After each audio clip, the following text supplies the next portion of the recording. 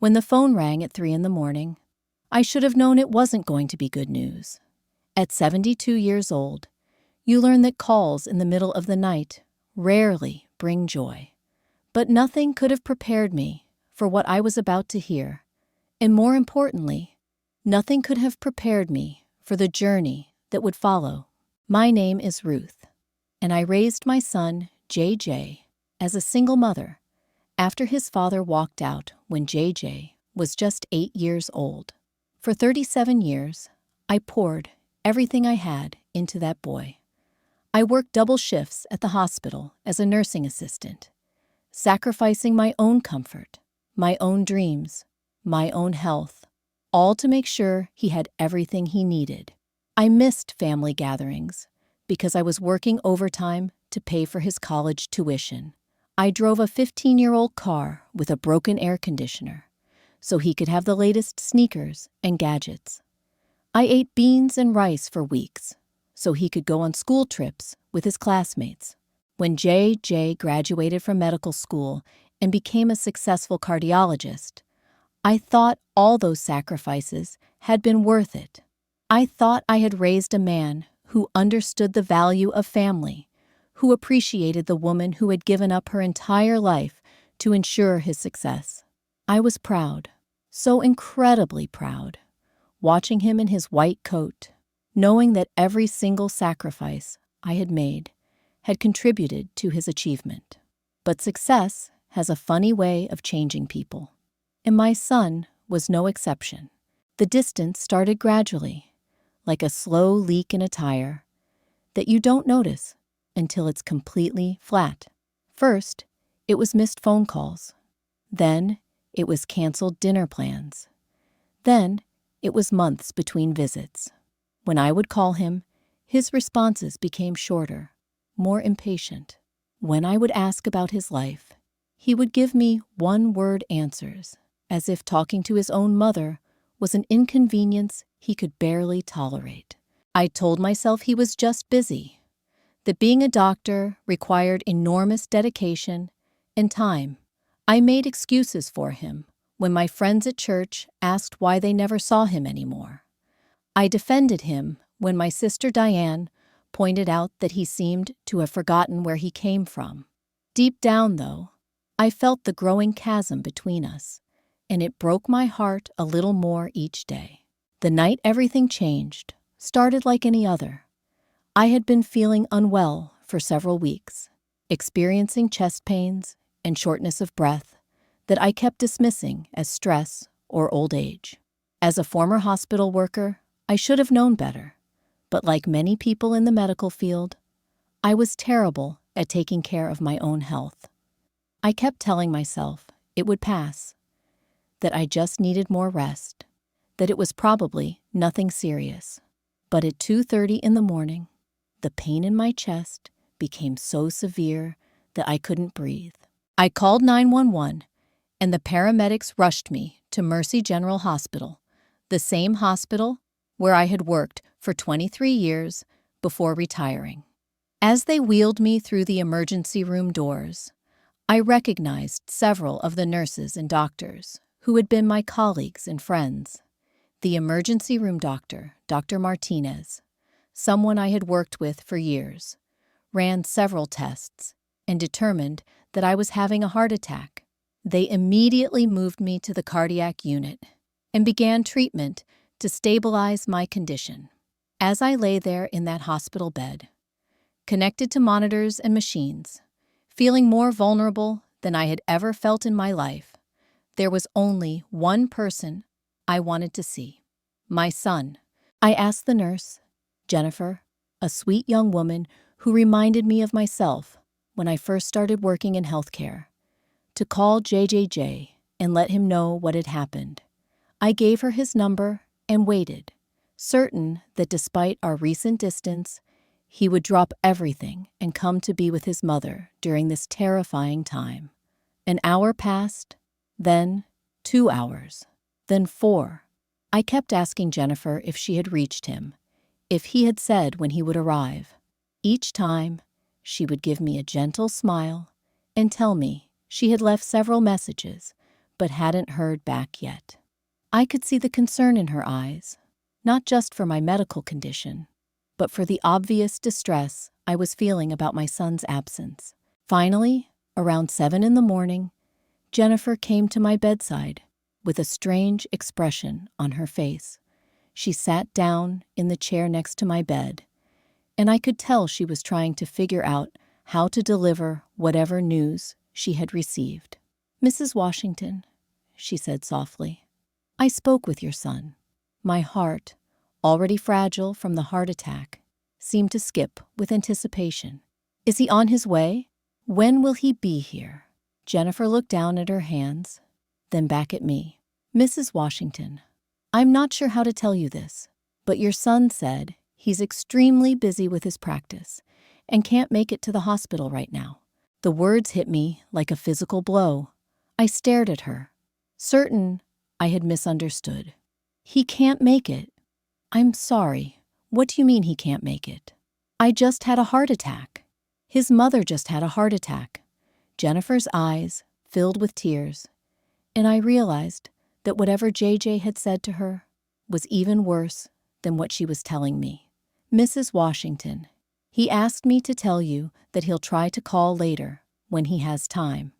"When he has time," I repeated, my voice barely above a whisper. "When he has time to call his mother, who just had a heart attack." I could see Jennifer struggling with whether to tell me something else. Finally, she leaned closer and lowered her voice. "Mrs. Washington, I feel like you should know. When I explained to him that you were in the cardiac unit and had suffered a serious heart attack," he said, and I quote, "Listen, I don't know who this old lady thinks she is, but I have patients who actually matter to deal with. Stop calling me about some old lady I don't even know." The silence that followed was deafening. I felt as if the ground had opened up beneath me, and I was falling into an endless pit. The son I had raised, the son I had sacrificed everything for, the son whose medical school education I had paid for by working myself nearly to death, had just told a nurse that I was some old lady he didn't even know. "But Mrs. Washington," Jennifer continued, her voice shaking with emotion, "I told him this was his mother, Ruth Washington, and he said, 'I don't have a mother named Ruth. You must have the wrong number. Stop harassing me.'" I closed my eyes and tried to process what I had just heard. My son had not only refused to come see me in the hospital, he had pretended not to know who I was. He had dismissed me as some old lady and claimed I was a stranger. The boy I had held when he had nightmares, the teenager I had stayed up all night helping with homework, the young man I had cheered for at graduation, had erased me from his life as if I had never existed. Jennifer reached over and took my hand. "Mrs. Washington, I've been a nurse for 8 years, and I have never, ever had a family member respond that way. I'm so sorry you had to hear this." I squeezed her hand and managed a weak smile. "Thank you for telling me the truth, honey. I needed to know. But inside, I was dying. Not from the heart attack, but from the devastating realization that the person I loved most in this world, the person I had devoted my entire life to, saw me as nothing more than an inconvenience, a stranger, some old lady not worth his time or attention.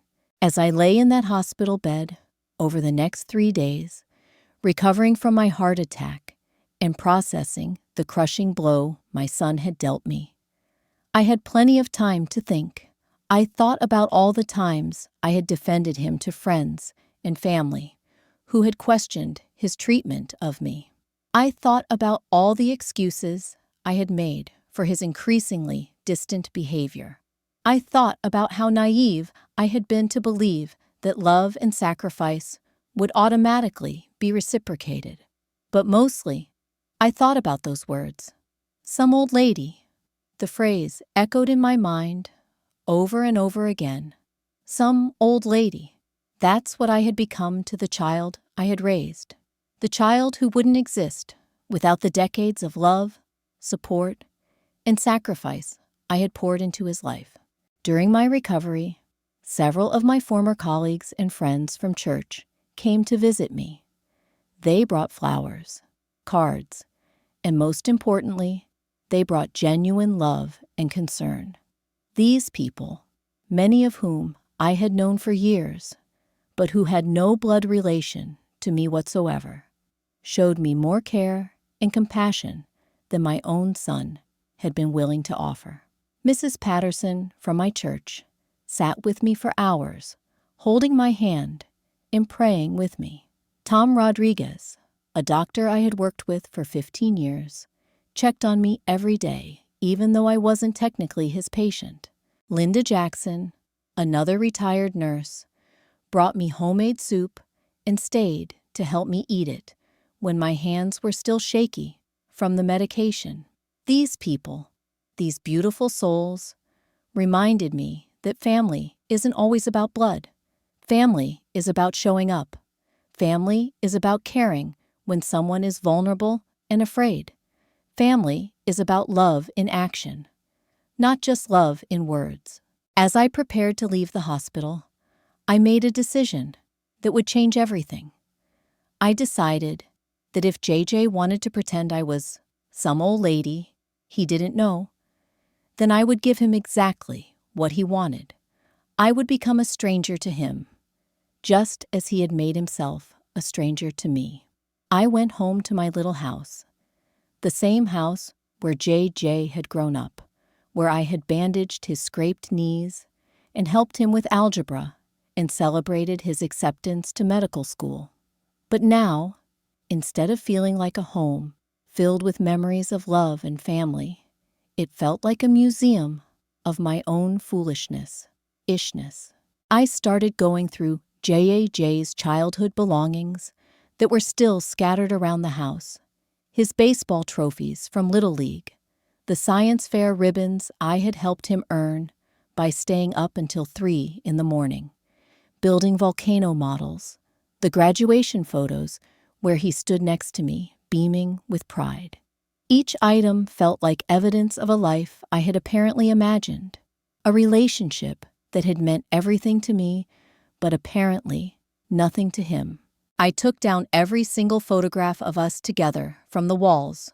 I packed away his childhood room, boxing up everything that reminded me of the son I thought I had raised. If I was just some old lady to him, then he could be just some stranger to me. I donated his old clothes to charity, gave away his books to the library, and cleared out every trace of the boy who had once called me Mama and promised he would always take care of me. The process was more painful than the heart attack itself, but it was also strangely liberating. For the first time in decades, my house belonged entirely to me. There were no shrines to an ungrateful child, no constant reminders of sacrifices that had gone unappreciated and unacknowledged. I changed my will that week, removing JJ as my beneficiary and leaving everything to the church scholarship fund instead. If he wanted to pretend I didn't exist, then I would make sure that after I was gone, he would discover just how real I had been and how much he had lost through his own cruelty and indifference. Weeks turned into months, and I heard nothing from JJ. Not a phone call to check on my recovery, not a card, not even a text message. It was as if I had truly died in that hospital bed, and he had simply moved on with his life without missing a beat. The silence was deafening, but I was learning to fill it with new relationships and activities that actually brought me joy. I started volunteering at the Children's Hospital, reading stories to young patients whose own parents couldn't always be there. I joined a senior center book club where I met women who had also experienced the pain of ungrateful children. I took up gardening again, something I had abandoned years ago because I was always too busy working extra shifts to pay for JJ's expenses. My health improved significantly during this time, not just physically, but emotionally. The stress of constantly worrying about my relationship with JJ, of walking on eggshells, trying not to bother him, of making excuses for his behavior, had been eating away at me for years. Now that I had accepted the reality of who he was, I felt lighter, somehow, free to live my own life without the constant weight of disappointment and rejection. My friend Linda from the book club often said that sometimes the Lord closes one door so he can open a window. And I was beginning to understand what she meant. The door to my relationship with JJ had been slammed shut, but windows were opening everywhere.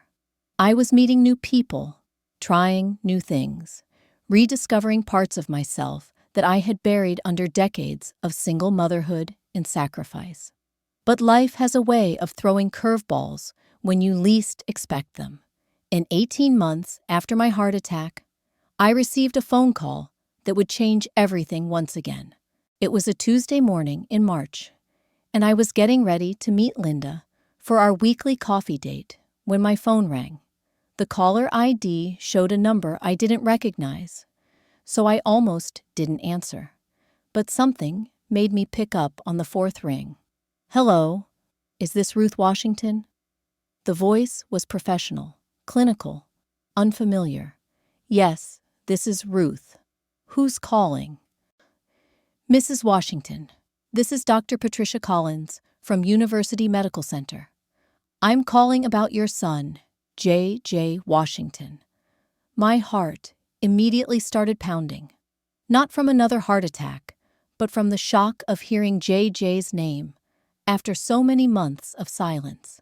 Despite everything he had done to me, despite the way he had treated me, he was still my child, and the mother in me couldn't help but feel concern.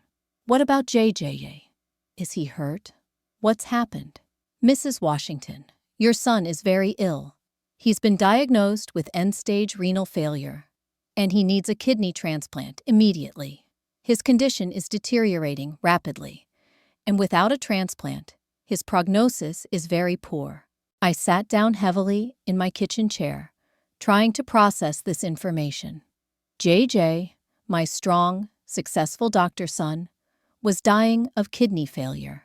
The irony wasn't lost on me that the man who had refused to visit his mother in the hospital was now lying in a hospital bed himself, facing the possibility of death.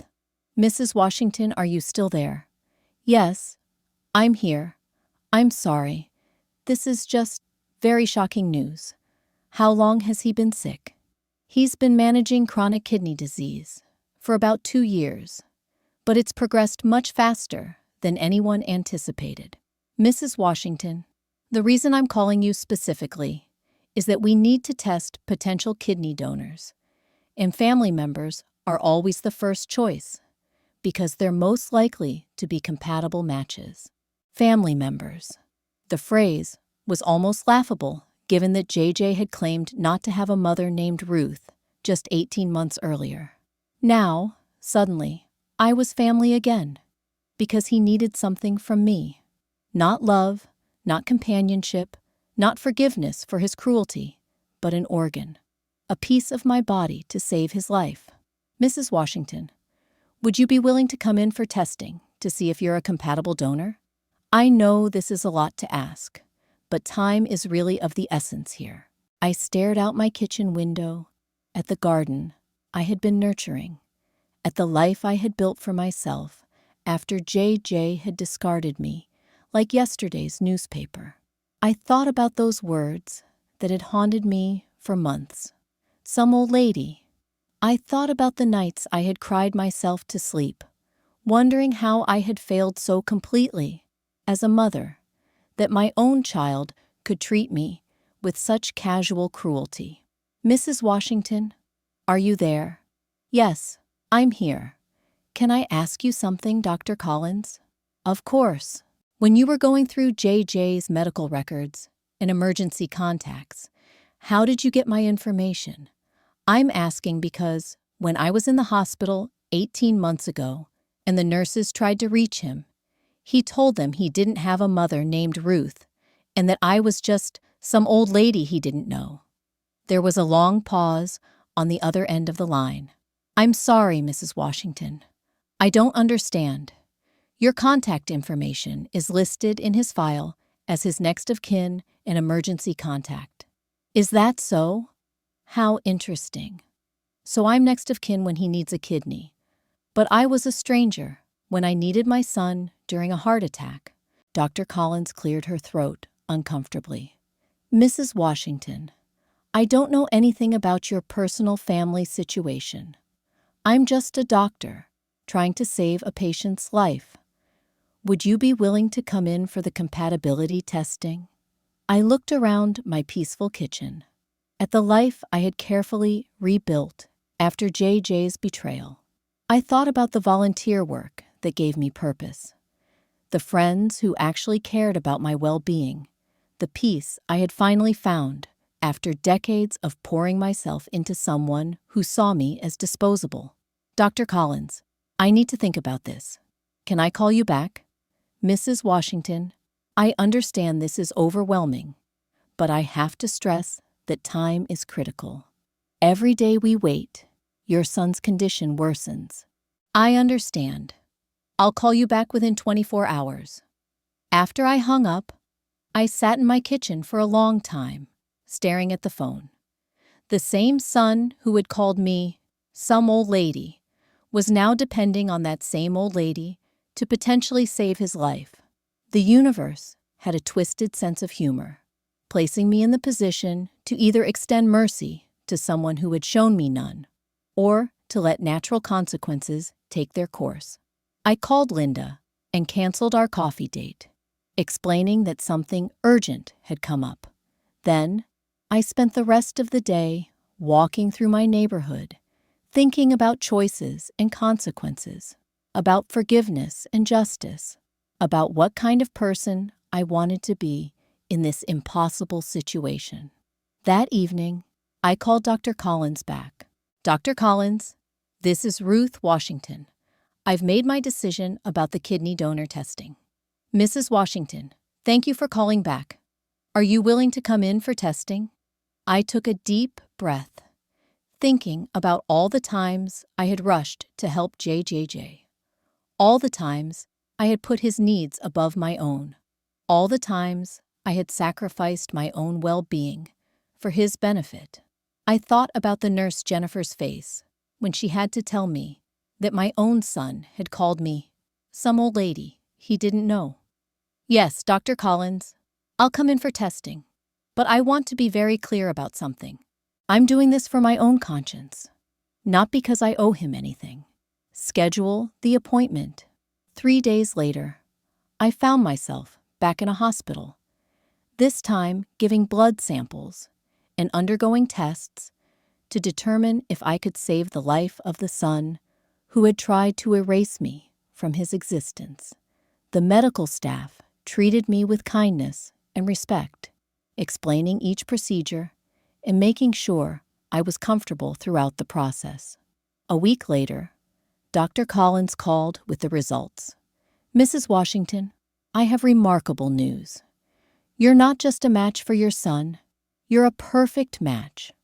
This is actually quite rare, even among family members. Your kidney would be ideal for transplant, and the success rate would be extremely high. Perfect match. The phrase was loaded with irony. JJ and I had never been a perfect match as mother and son, but apparently our organs were completely compatible. Biology had no concern for emotions, for hurt feelings, for years of neglect and cruelty. Mrs. Washington, how soon can you come in to discuss the next steps? We'd like to schedule the surgery as quickly as possible. I need to speak with JJ first. Of course. He's in room 412 if you'd like to visit him. No, Dr. Collins, I don't want to visit him. I want you to give him a message from me. I'm not sure that's appropriate, Mrs. Washington. This is really something you should discuss with him directly. Dr. Collins, you called me because you needed something from me.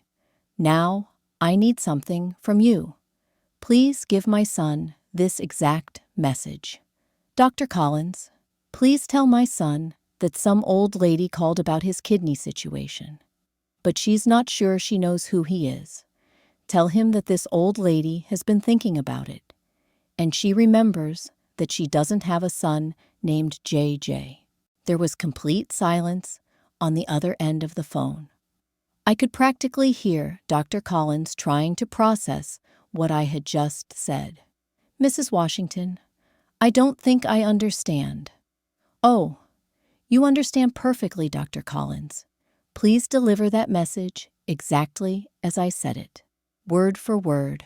I hung up the phone and sat back in my chair, feeling a strange sense of calm wash over me. For 18 months, I had lived with the pain of those words. Some old lady. Now, JJ was about to discover what it felt like to be dismissed by the very person whose help he desperately needed. 2 hours later, my phone rang.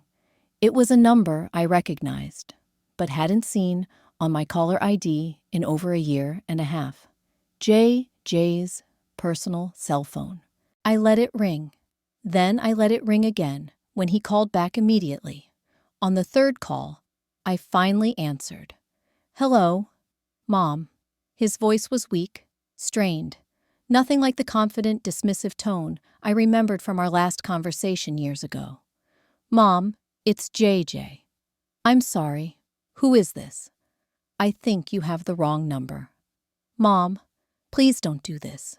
I know you're angry, and you have every right to be, but I'm dying. I'm literally dying, and you're the only person who can save me. Sir, I think you're confused. I don't have a son named JJ. You must be looking for someone else. I could hear him crying, now. Actually, crying. This grown man who had built walls so high around his heart that he couldn't even acknowledge his own mother when she was fighting for her life. Mom, I'm sorry. I'm so sorry about what I said at the hospital. I was wrong. I was cruel and heartless, and I don't deserve your forgiveness. But please, please, don't let me die because of my mistakes. I'm sorry, but I think you have me confused with someone who cares about you. I'm just some old lady, remember? And some old lady doesn't know any JJJ. Mom, please, I'll do anything. I'll spend the rest of my life making it up to you. I'll take care of you like I should have been doing all along. I'll be the son you deserved. Just please, don't let me die. His desperation was palpable through the phone. This was the same man who had been too busy with patients who actually mattered to visit his mother after a heart attack. Now, he was begging that same mother to literally give him a piece of her body to save his life. You know what's interesting? I said, my voice steady and calm. When I was lying in that hospital bed, scared and alone, wondering if I was going to die, I would have given anything just to see my son's face, just to hold his hand, just to hear him say that everything was going to be okay. But my son told the nurses he didn't know who I was. Mom, I can explain that. I was under so much pressure at work, and I thought maybe it was some kind of mistake or scam. People call doctors all the time, trying to get money or favors. So, your first assumption when a nurse called to tell you your mother had a heart attack was that it was a scam. He was quiet for a long moment. No, that's not what I meant. I was scared, Mom. I was scared that if I came to see you in the hospital, I'd have to face how badly I'd been treating you. I was a coward. You were scared? I was the one having a heart attack, JJ. I was the one who could have died alone in that hospital room, and you were scared of being inconvenienced by having to face your own mother? You're right. You're absolutely right, and I hate myself for it. But Mom, I'm your son. I'm your baby. You used to sing me to sleep when I had nightmares. You taught me how to ride a bike. You worked double shifts to pay for my education. Doesn't that mean anything? It meant everything to me. But apparently, it meant nothing to you. That's not true. It meant everything to me too. I just lost sight of it. Success changed me, and I became someone I don't even recognize. But I'm still your son, Mom. I'm still the little boy who used to help you bake cookies and who promised to take care of you when you got old. I closed my eyes and remembered that little boy.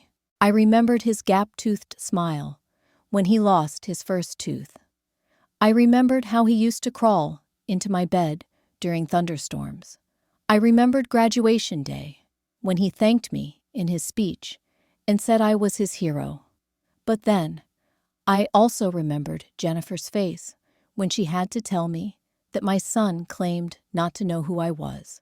I remembered lying in that hospital bed, wondering what I had done wrong as a mother to deserve such treatment. I remembered the months of depression and self-doubt that followed. JJ, that little boy you're talking about died a long time ago. He was replaced by a man who sees his mother as an embarrassment, as some old lady who isn't worth his time or attention. And now that man wants that same old lady to give him her kidney. Mom, I know I don't deserve it. I know I've been terrible to you. But please, I'm begging you. I'll change. I swear to you, I'll change. You had your chance to change when I was lying in that hospital bed. You had your chance to change during all those months when I called and you were too busy to talk. You had your chance to change when I invited you for dinner and you canceled at the last minute because something more important came up. You're right. I wasted all those chances, and I'll regret it for the rest of my life. But Mom, if you don't help me, the rest of my life might only be a few more weeks. The manipulation in his voice was subtle but unmistakable. Even now, even while begging for my kidney, he was trying to guilt me into saving him.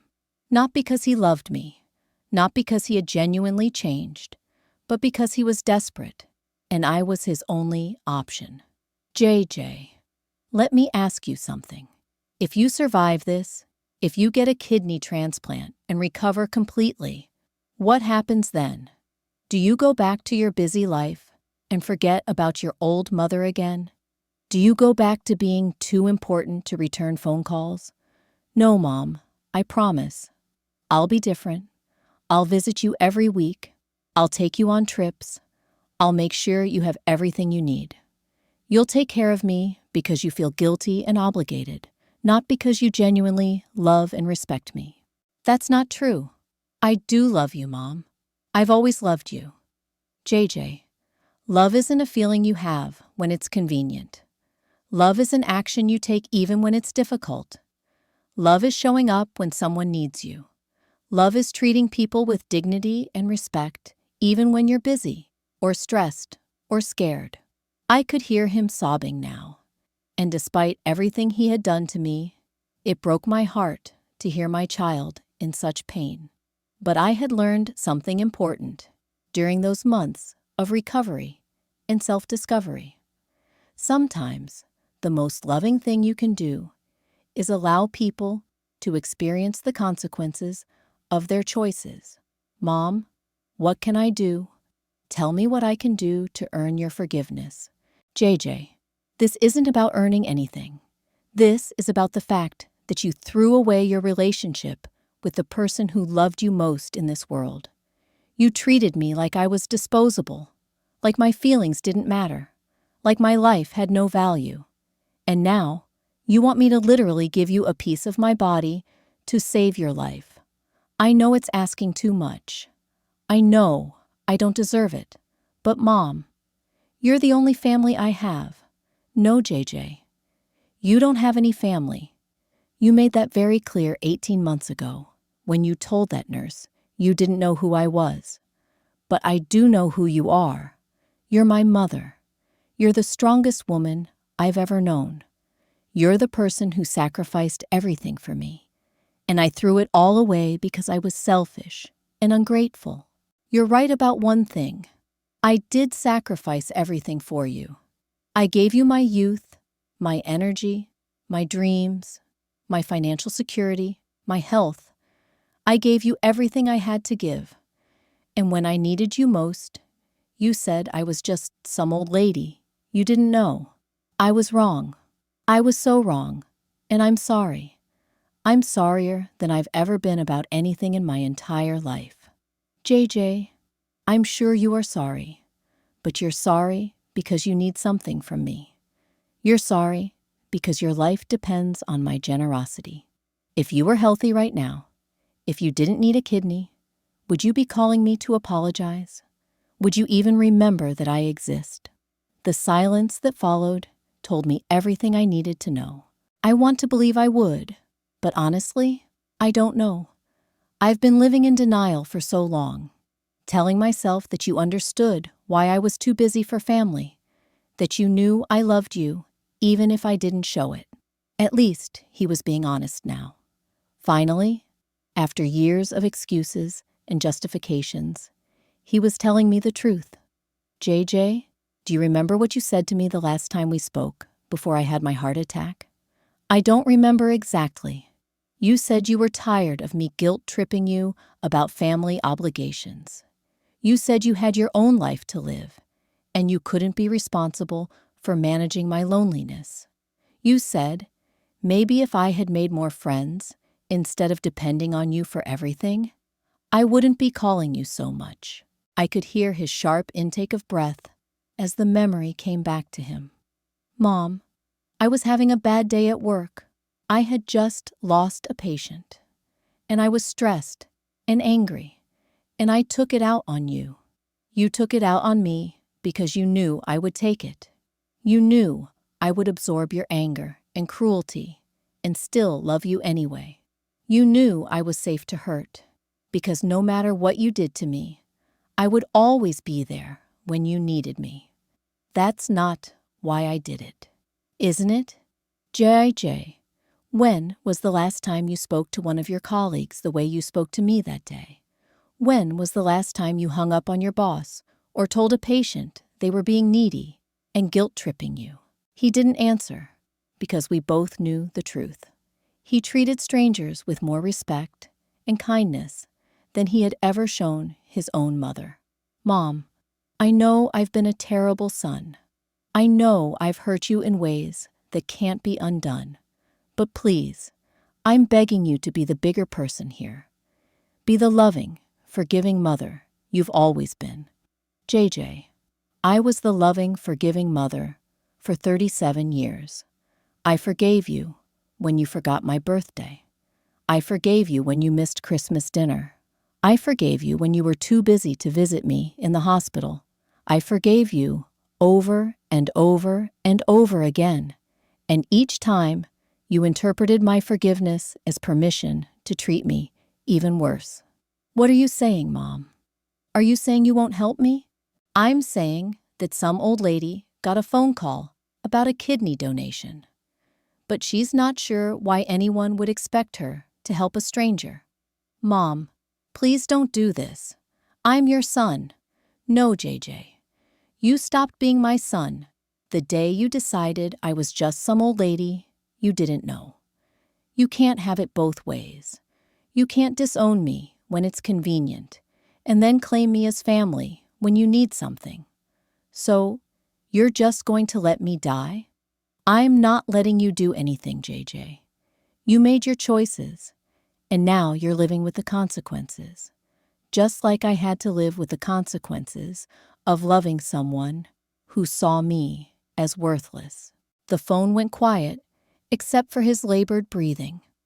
I could picture him in that hospital bed, probably for the first time in his adult life, completely powerless, completely dependent on someone else's mercy. Mom, I'll do anything. I'll give you money. I'll buy you a house. I'll take you on a cruise around the world. Just please, please, don't let me die like this. JJ, for 18 months, I would have given anything just to have you call and ask how I was feeling. I would have been happy with a 5-minute conversation about the weather. I didn't want your money or expensive gifts. I just wanted my son to acknowledge that I existed. And I will, Mom. Every day for the rest of my life, I'll acknowledge you. I'll make you the center of my world. Because you'd be grateful that I saved your life. Not because you genuinely value me as a person. That's not true. JJ, if I give you my kidney and you recover, how long do you think it will be before you go back to being too busy for your old mother?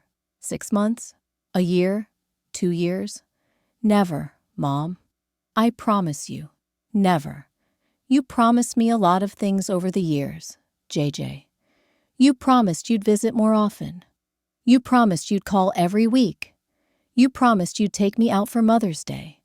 How did those promises work out? I could hear him crying again. And part of me wanted to comfort him the way I had when he was little and scared. But the bigger part of me, the part that had learned to value my own dignity and self-worth, remained unmoved. Mom, what if I sign a contract? What if I legally commit to taking care of you? You want to sign a contract to love your mother? Do you hear how that sounds, JJ? I don't know what else to do. I don't know how to convince you that I've changed. You haven't changed, JJ. You're still the same person who thinks love can be negotiated, who thinks relationships are transactions. You're just desperate now. Then what do you want from me? Tell me what you want, and I'll do it. I want you to understand something, son. I want you to really understand what it felt like to be dismissed as just some old lady by the person I loved most in the world. I want you to know what it's like to need someone desperately and have them pretend you don't exist. I understand now. I'm so sorry. No, JJ, you understand that you need something from me. That's not the same thing as understanding how your actions affected me. Then help me understand. Please, help me understand so I can make it right. It's too late to make it right. Some things can't be fixed once they're broken. Some words can't be taken back once they're spoken. The silence stretched between us, filled with 18 months of hurt and years of accumulated resentment. I thought about the woman I used to be. The woman who would have already been at the hospital, already signed up for surgery, already forgiven everything, because that's what mothers do. But I also thought about the woman I had become, the woman who had learned that love without respect is just enabling, that forgiveness without accountability is just permission to continue harmful behavior. Mom, are you still there? I'm here. What happens now? Now you get to experience what it's like when the person you depend on most decides you're not worth their time or effort. You're really going to let me die? I'm not letting you do anything, JJ. I'm just not saving you. There's a difference. Mom, please. I know you hate me, but don't let that hate kill me.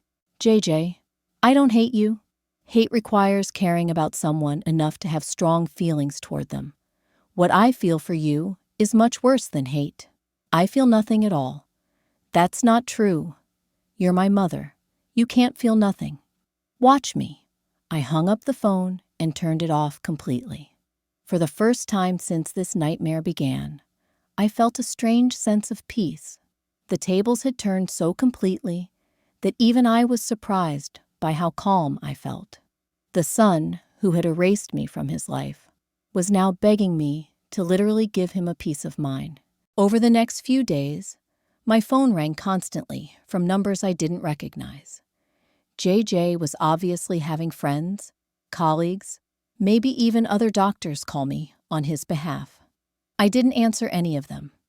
I had learned something powerful during my months of healing after his betrayal.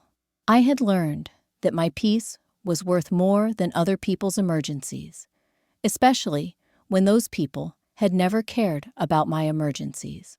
Linda came over for our weekly coffee, and I told her everything that had happened.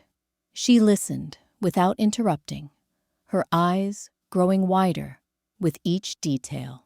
"Ruth," she said when I finished, "that boy has some nerve. After what he put you through, he expects you to give him a kidney? That's exactly what he expects. And you know what the most infuriating part is?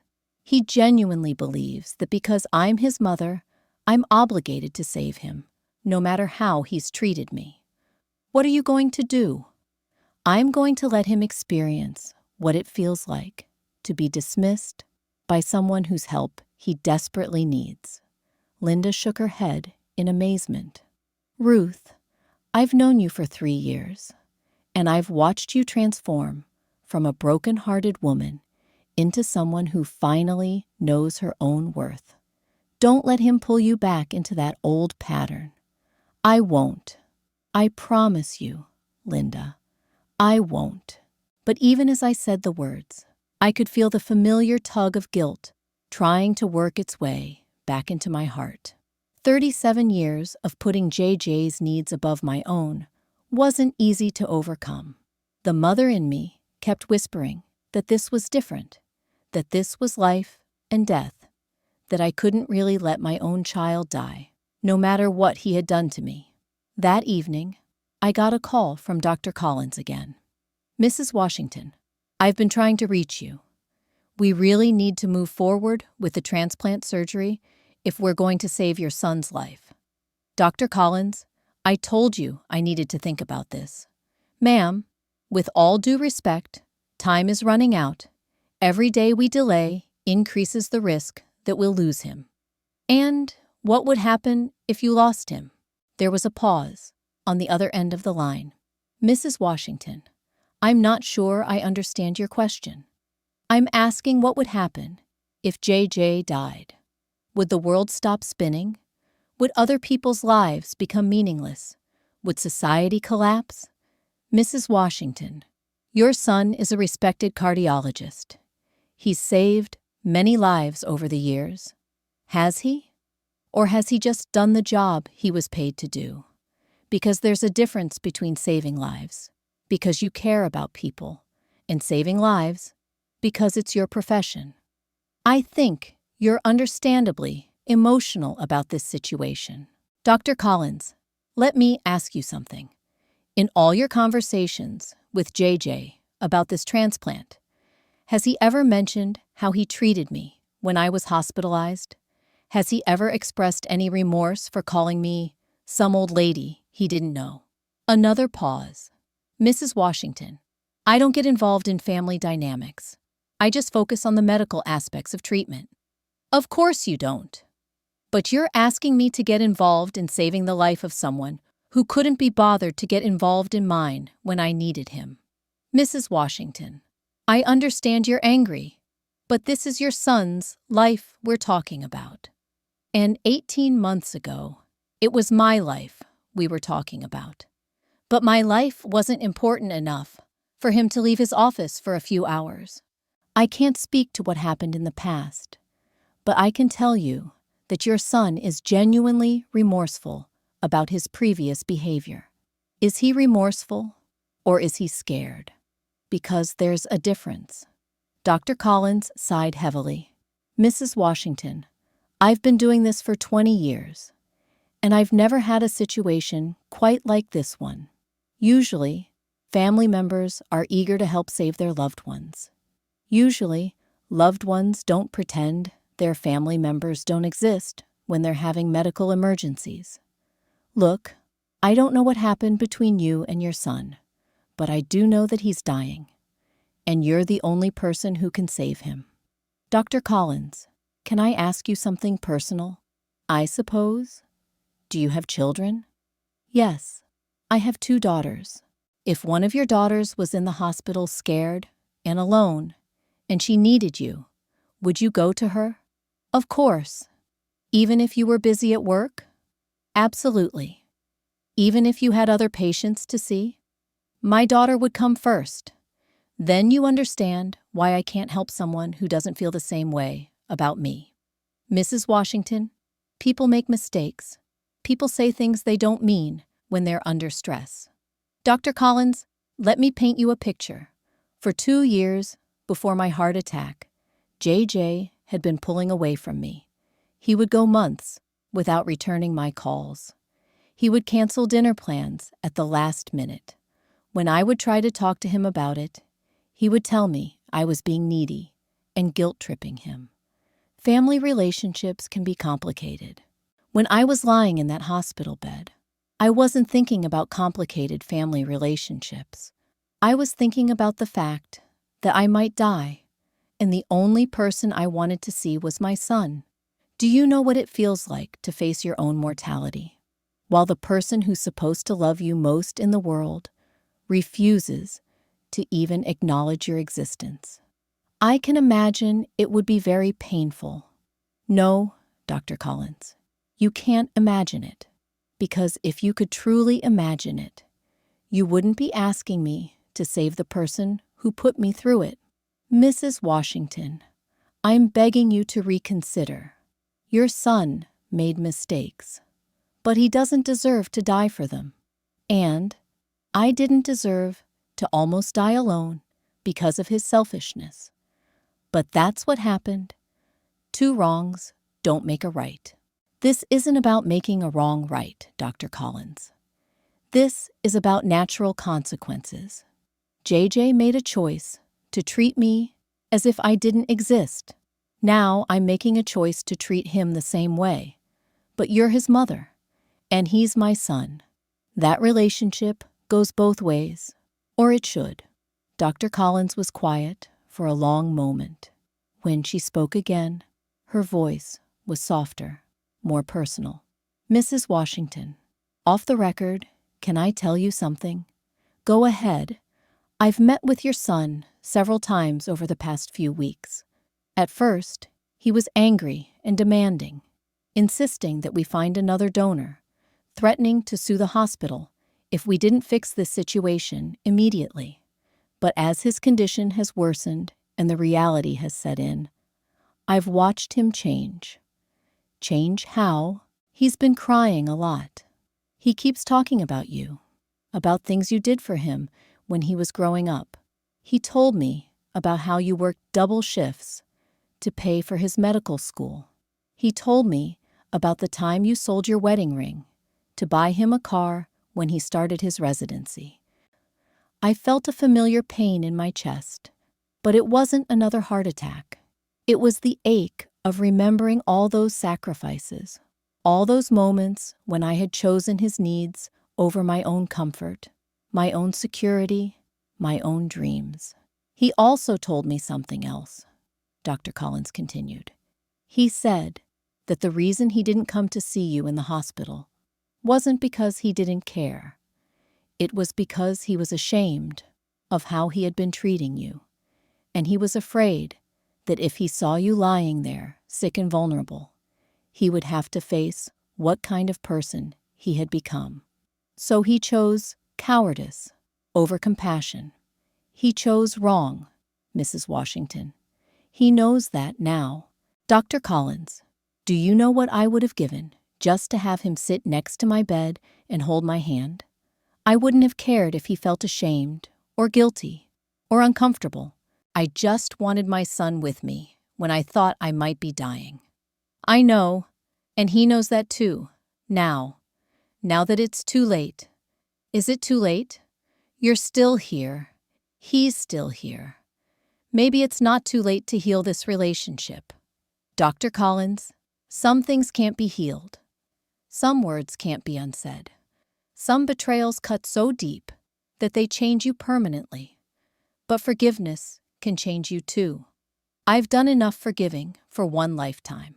I forgave JJ over and over again for years, and each time he took that forgiveness as permission to treat me worse. This is different, is it? If I save his life, how long do you think it will be before he goes back to being too busy for his old mother? How long before he starts making excuses again for why he can't visit or call? Maybe he really has learned his lesson. Or maybe he's just scared and saying whatever he thinks I want to hear. Mrs. Washington, I can't make this decision for you, but I can tell you that in 20 years of medicine, I've seen a lot of family dynamics. I've seen people who genuinely change after facing their own mortality. Your son might be one of those people. And he might not be. That's true. But if you don't give him the chance to prove it, you'll never know. Dr. Collins, let me ask you something. If your daughter treated you the way JJ treated me, if she dismissed you as some old lady when you needed her most, would you give her your kidney? Dr. Collins was quiet for a very long time. When she finally spoke, her voice was barely above a whisper. I don't know. I honestly don't know. Then you understand my dilemma. I do. Mrs. Washington, I'm going to give you my direct number. When you make your decision, call me. But please, don't wait too much longer. Every day matters now. After I hung up with Dr. Collins, I sat in my living room, looking at the pictures on my mantel. Pictures of me and Linda at the book club. Pictures of me volunteering at the children's hospital. Pictures of me and my new friends from church. Not a single picture of J.E.J. remained in my house. I had built a new life, a life filled with people who valued me for who I was, not for what I could give them. I had found peace, purpose, and genuine relationships based on mutual respect and care. Why would I risk all of that to save someone who had caused me so much pain? My phone buzzed with a text message from a number I didn't recognize. Mrs. Washington, this is Dr. James Morrison, a colleague of your son's. Please call me. It's urgent. I turned my phone off and went to bed, but sleep didn't come easily. I kept thinking about the little boy who used to climb into my lap when he was scared. The teenager who used to tell me I was his hero. The young man who had promised to take care of me when I got old. Where had that boy gone? When had he been replaced by someone so cold, so calculating, so cruel that he could dismiss his own mother as a stranger? The next morning, Linda came over with fresh muffins from the bakery. You look tired, honey. Are you sleeping? Not very well. I keep thinking about JJ as a little boy. Ruth, that little boy is gone. The man who called you some old lady killed him years ago. I know you're right, but it's hard to separate the two in my mind. Of course it is. You're his mother. But Ruth, you have to remember that the person asking for your kidney isn't that sweet little boy. It's the man who broke your heart and then stepped on the pieces. Linda was right, as usual. She had a way of cutting through emotional confusion and getting straight to the truth. What would you do, Linda? If you were in my position, what would you do? Linda set down her coffee cup and looked me straight in the eye. Ruth, 3 years ago when I cut off my own daughter for stealing money from me and then lying about it, you supported me. You told me that sometimes the most loving thing you can do is let people face the consequences of their choices. This is different. This is life and death. Is it different, or is it just bigger? Ruth, your son made a choice to remove you from his life. He made that choice when you were healthy and when you were sick. He made it consistently for years. Now he wants you to ignore that choice because he needs something from you. But if I don't help him, he'll die. And if you do help him, what happens to you? Do you think giving him your kidney will magically transform him into the son you always wanted? Do you think gratitude will make him love you? I didn't answer because I knew she was right. Even if JJ survived the transplant, even if he recovered completely, there was no guarantee that he would become the loving, attentive son I had always dreamed of having. More likely, he would be grateful for a while. maybe even visit regularly for a few months, but eventually he would slip back into his old patterns. Ruth, you've spent your entire adult life sacrificing for that boy. You gave him your youth, your energy, your money, your health. You gave him everything, and he threw it all away. Don't give him your kidney too. But he's my son, Linda. He's my baby. No, honey, your baby is gone.